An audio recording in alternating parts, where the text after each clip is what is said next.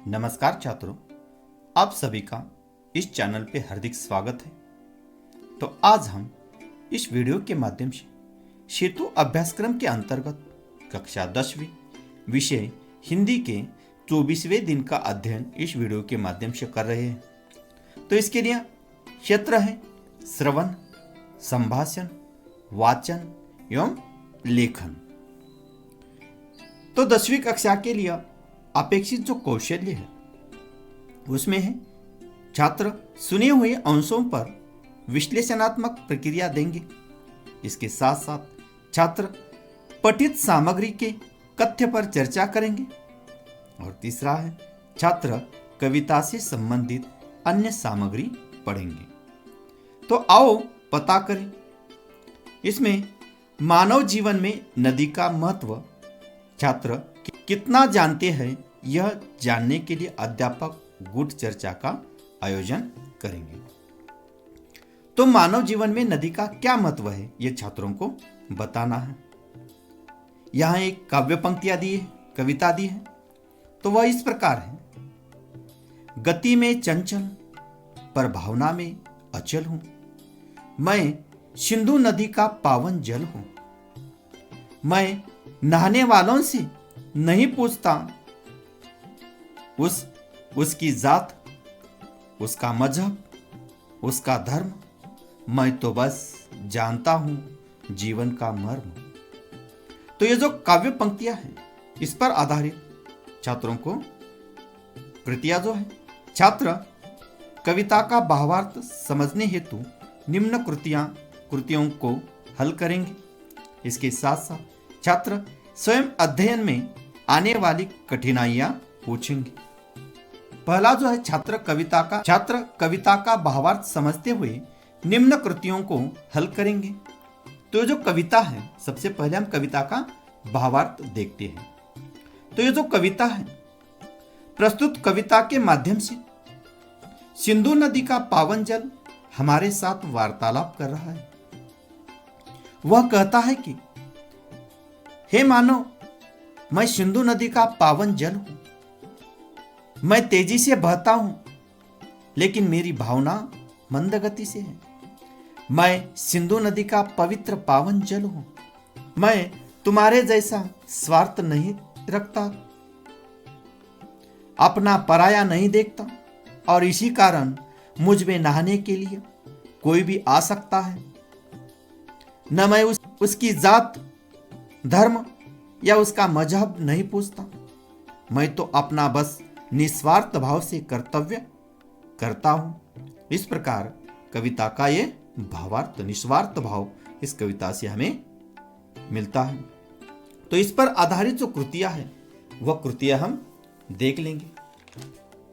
इसमें पहली जो कृति है वह है पावन जल में स्नान करने वाले से नहीं पूछता। पावन जल में स्नान करने वालों से नहीं पूछता। क्या क्या नहीं पूछता? तो इस पावन जल में, पवित्र जल में स्नान करने वालों से सिंधु नदी, उसका जात, धर्म और मजहब नहीं पूछते। दूसरा है कविता में प्रयुक्त विलोम शब्द लिखिए। तो कविता में प्रयुक्त जो विलोम शब्द है वह है चंचल और अचल। तीसरी कृतियां है कविता में प्रयुक्त दो विराम चिन्हों के नाम लिखिए। तो कविता में प्रयुक्त दो विराम चिन्ह, पहला अल्प विराम और दूसरा पूर्ण विराम है। इसके बाद आओ सक्षम बने। तो अध्यापक छात्रों को नदी पर और कविता सुनाकर कविता के उद्देश्य को दृढ़ करेंगे। इसके साथ साथ छात्र अपने जिले के प्रमुख नदी की जानकारी निम्न मुद्दों के आधार पर बताएंगे। तो हर एक छात्रों को यह कृति स्वयं करनी है। अपने जिले में बहने वाली जो नदी है उन नदी की जानकारी निम्नलिखित मुद्दों के आधार पर तैयार करनी है। तो किस प्रकार तैयार करनी है? सबसे पहले छात्रों को उस नदी का नाम लिखना है। सबसे पहले छात्रों को उस नदी का नाम लिखना है। फिर नदी का उगम स्थान लिखना है।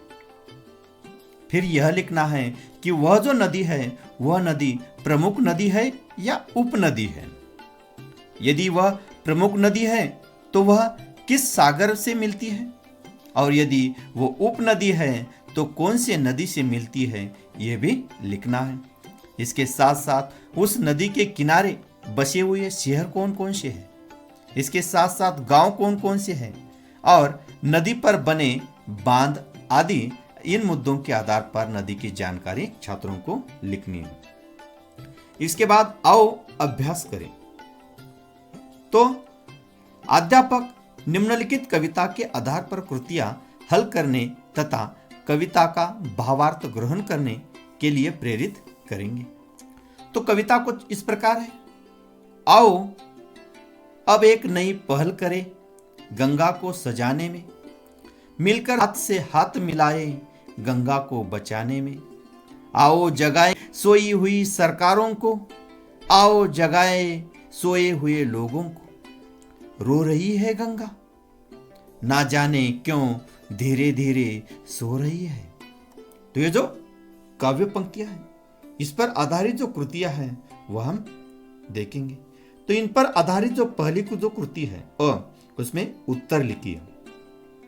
तो गंगा को सजाने ये करना है, तो गंगा को सजाने के लिए पहला नई पहल करना है और हाथ से हाथ मिलाना है। दूसरी कृति है इन्हें जगाना है, तो सोई हुई सरकार को जगाना है और सोए हुए लोगों को जगाना है। तीसरा है कविता का भावार्थ लिखिए।